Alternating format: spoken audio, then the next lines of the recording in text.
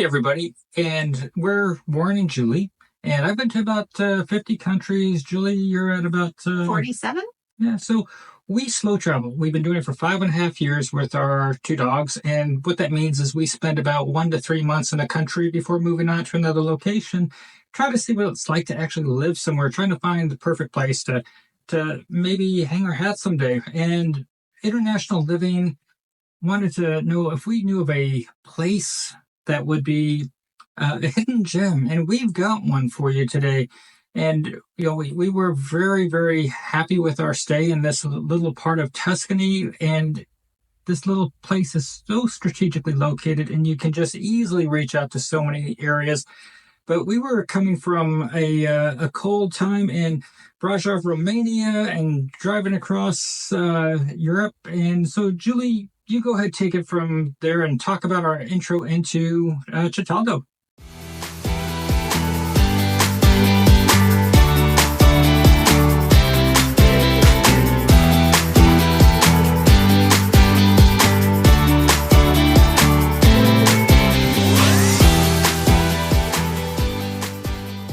We were so excited to leave Brasov, Romania. The snow has been so cold, and it was time to see the golden sun.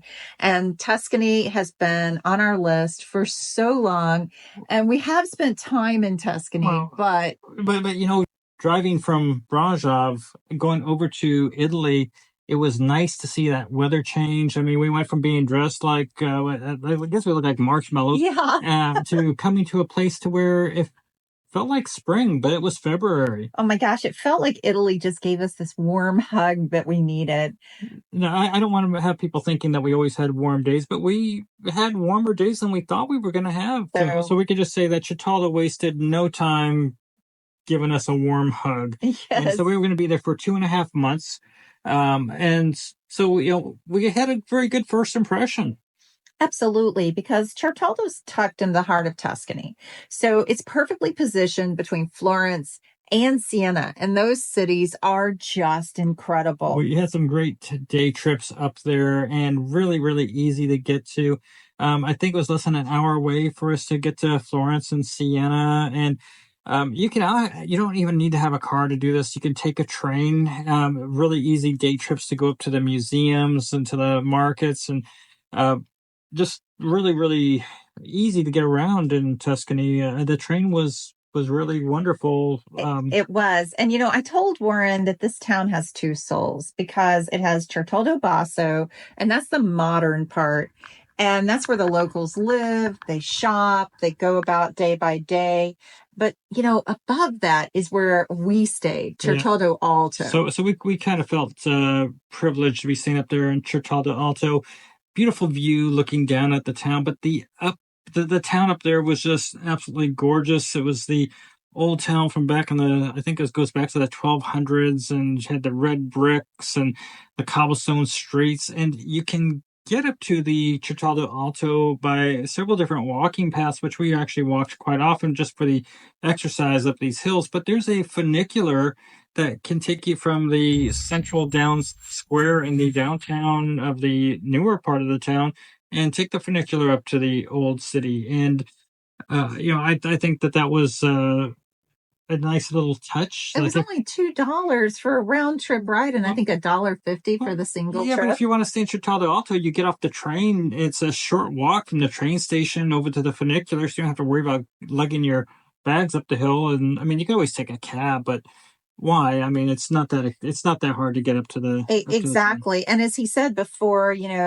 what awaits you at the top is the cobbled streets, the red brick buildings, and the views that just are to die for. And it's just a place that you can just enjoy and slow down.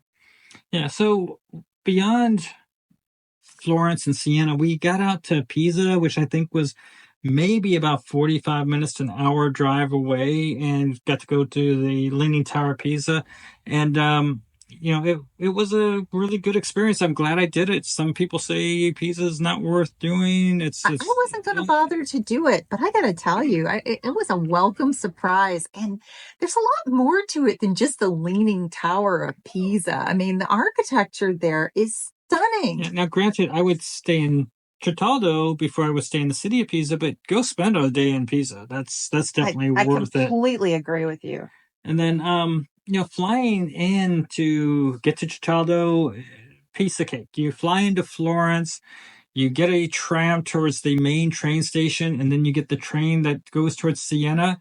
And you go about halfway towards Siena, get off at the Certaldo stop, and really piece of cake. And a stop before then. There's a stop that connects to Pisa. So really, from Certaldo, you go one stop away, and you can take the train to Pisa. You can take the train to Lucca, which is a fantastic place to go to. Lucca has these ramparts built around these fortress walls that go all the way around these green belts. People up there jogging. Um, if I was gonna maybe make a home in the Tuscany region, Lucca would probably be high on my list because it does have a decent expat community, but it's got a lot of history, and I could see getting up every day and going out on these ramparts and getting a good walk and a Oh, jog. yeah. And there's a social life there, The social scene. walking, the cycling, it's all about daily living and enjoying life there. You got to talk about San Gimignano. Oh my gosh. So within a short drive, or there are buses, you can walk the famous towers of San Gimignano. Now, we visited the city twice, if not three times. But, the thing is, we didn't realize even on the first visit about this beautiful park area where you could have a nice picnic lunch or whatever. But San Gimignano is really like stepping back in time, too. And one of our regrets, my regret, because I wouldn't let Warren do it either, was that we didn't get the famous gelato. But, it is a city that is just beautiful. And, staying in Certaldo Alto really, or Certaldo Basso. Let's talk about San Gimignano. It's the Tower City. And really from Certaldo, you can see the Tower City off in the distance on the Tuscan hills. Absolutely gorgeous. It is. It is. Now there was another round town. Monteregione. Yes, that little round city. That was a historic rebuild, I believe, and that's not, but maybe like 25, 30 minutes away, I think. Yeah, so that is something I would say is like a really short trip. I mean, I think we spent maybe 3 hours there, but so cute. I think we spent about 5 or 10 euros each to walk the walls. It is somewhat worth that. But to be honest, some of the best days were also spent hanging out in Certaldo. Now, up in the Certaldo Alto area, there's a little winery restaurant that you can go. There's actually several places up there to get some wine. So if you're staying up there, it's really easy to feel like you're part of the culture, sitting outside on the cobblestone streets and watching the people go by. And there's the tourist element up there in the Certaldo Alto as well. Oh, there is. It's not crazy crowded like some of the tourist locations, but it's mostly the Italian tourists. It's because it's a historical place. There's a author, Julie, the name escapes me for some reason, but he's like the Shakespeare of Italy. He is so important. You can't forget him. Giovanni Boccaccio. Thank you. So this was his city, so this draws people there as well, besides it being a beautiful 12th century city.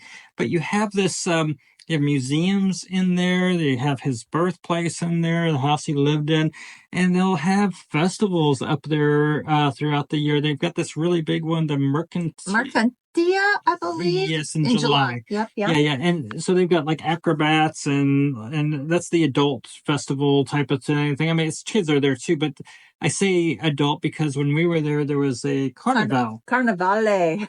and this was filled with kids dressing up like in Halloween, but mostly that was crazy. I mean, there were kids everywhere, but also adults, but it was quiet. It really wasn't disturbing. No, yeah, and they don't wear scary costumes either. It's like superheroes, cartoon characters. It's Halloween. It's all feel good costumes and really.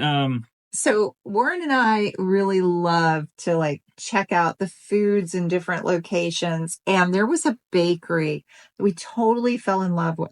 Forno Moderno. So this is a local chain. But this is down in the main town. This is down in the main town. But there are quite a few of them. I think in total we saw at least 3 within a short walk. So it felt like a neighborhood cafe. And we had a go-to order, the focaccia with I think it was like pistachio. And that pistachio had stracchino cheese and pecorino cheese. And then, of course, you have to have a cappuccino. And then, oh my heavens, the pastries. Italians know how to make them. And you could gain a little weight in Italy if you wanted to. And all of this, you guys, was under $6. So we also needed to celebrate Warren's birthday. And so we wanted to go somewhere a little special. And one of our friends told us, hey, you have to check out the pizza at this location. And it again is just right down from Certaldo Alto, right down the hill. And so there we had a pizza, and the sourdough crust is incredible. They bake it in a wood oven, but I ordered the pumpkin cream, and the pumpkin cream was really sweet and pretty delectable. Unfortunately for me, Warren also ordered the mascarpone basil pizza. So the two of them together were just a bit too sweet for me. But you know what? No such thing as No too such sweet. thing for Warren. No such thing as too sweet, baby.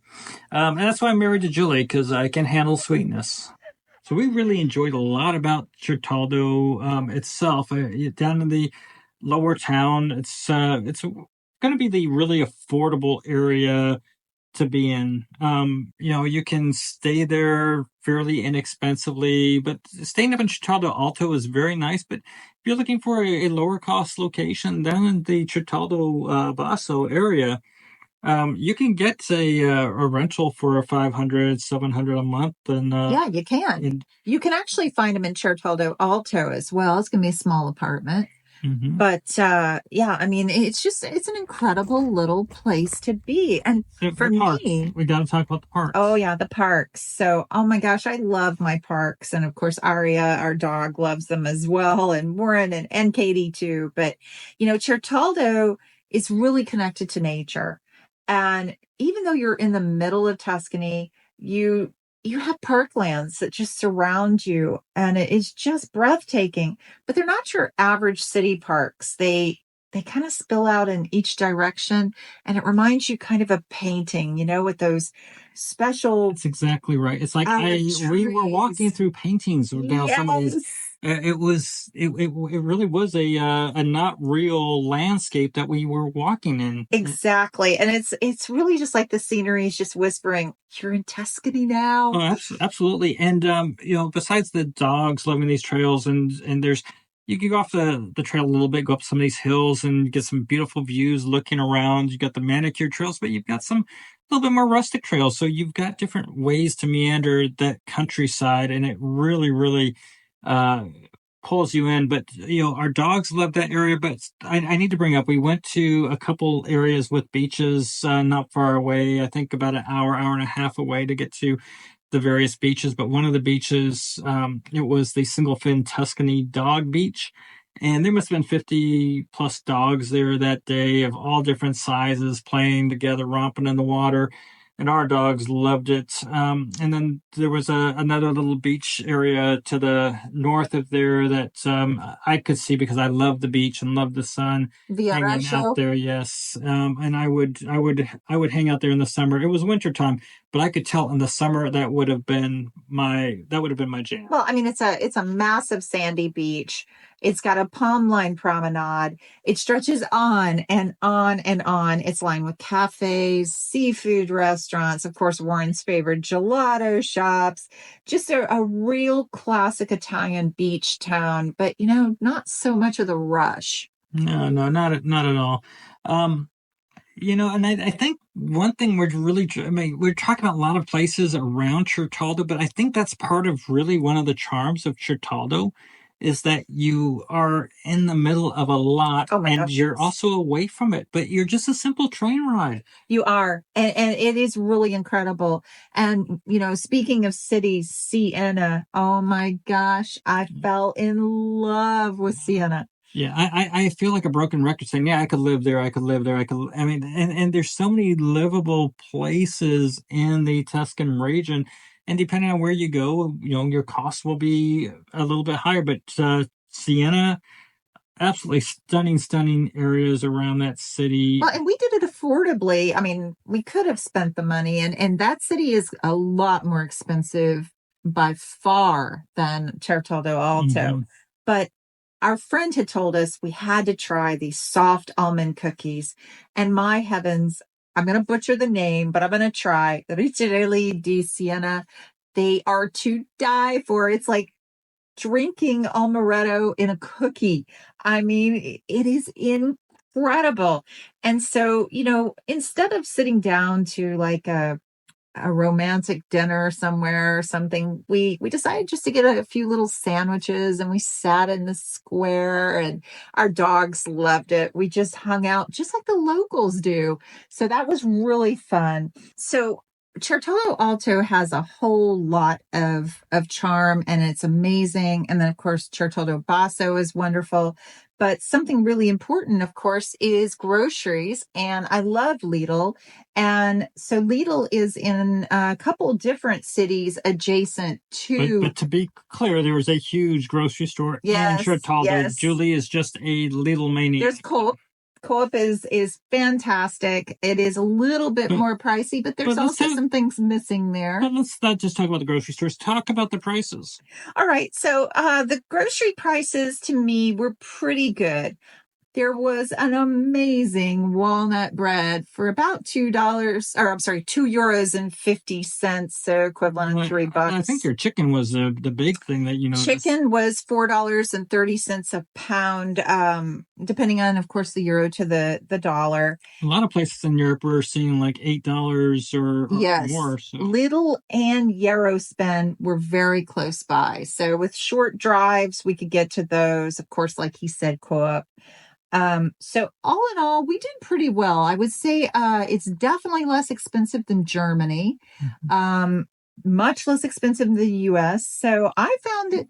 And I can at least tell you from the standpoint of housing, because Julie and we did do some house hunting when we were there for our own YouTube channel where we show some homes out there. But you can get a decently good priced home under $200,000 that is quite livable in that region. You can, if you want to go with a smaller apartment, I mean, heck, you can get under 100,000. But for a decent home, 200,000 will take you a pretty good ways in the Certaldo region. Yeah, and I saw some one-bedroom apartments, even in Certaldo Alto, the medieval portion, for about $550 a month equivalent. So that wasn't bad.